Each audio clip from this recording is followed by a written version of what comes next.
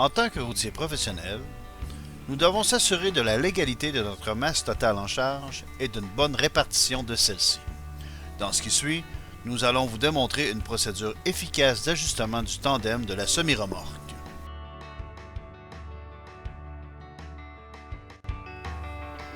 Notez qu'une balance pour véhicules lourds est l'outil le plus précis pour valider la répartition de notre charge.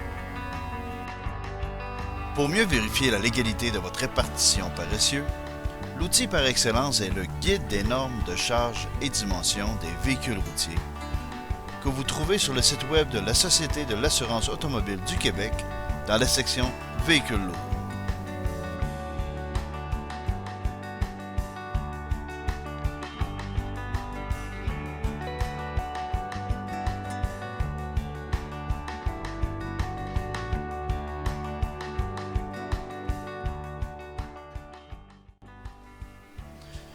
Si vous n'avez pas accès à une balance, vous pouvez vous référer à un manomètre qui est normalement situé à l'intérieur de votre boîtier de suspension.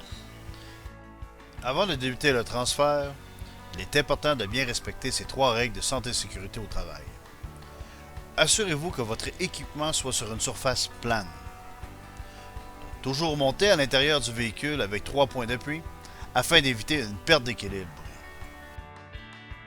S'assurer que les freins de stationnement de la semi-remorque et du tracteur sont bien appliqués. Maintenant que vous êtes prêt à exécuter la procédure, il est important de comprendre dans quelle direction vous devez faire glisser votre tandem.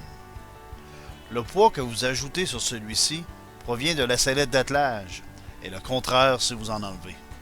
Donc, pour ajouter du poids sur votre groupe d'essieu, il faudra le faire glisser de façon à ce qu'il se rapproche de votre chargement.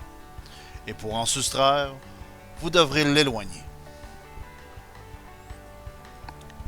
Il est important de se faire un point de repère afin de bien transférer la charge désirée. Chaque trou d'espacement équivaut à plus ou moins 100 kg.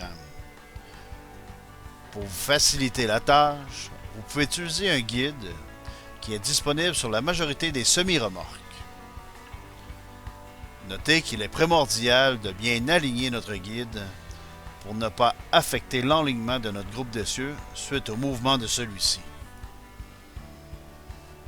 Le groupe d'essieu est maintenu en place par des goupilles de blocage. Il existe différents mécanismes de déverrouillage, mais celui pneumatique est le plus répandu dans l'industrie du transport. Un bouton se trouve généralement à côté du boîtier de suspension.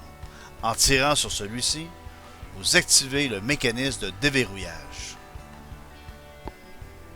Afin de favoriser un mouvement plus en douceur du groupe d'essieu, vous devez baisser la suspension. Un bouton se trouve généralement dans un boîtier en dessous de la semi-remorque. Il est très important de s'assurer qu'elle soit bien abaissée et que les goupilles de blocage sont tous déverrouillées. Vous êtes maintenant prêt à exécuter le transfert de poids.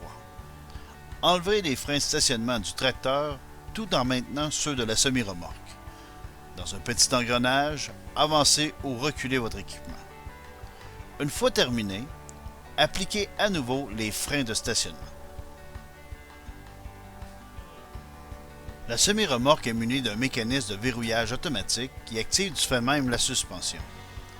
Pour que le tout reprenne sa place, il suffit de relâcher pour une courte durée les freins de stationnement de la semi-remorque et de les appliquer à nouveau.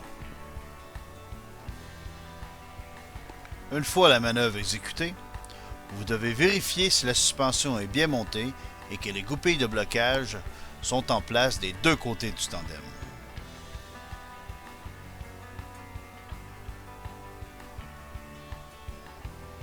Vous êtes maintenant prêt à valider l'exactitude de votre transfert et de prendre la route.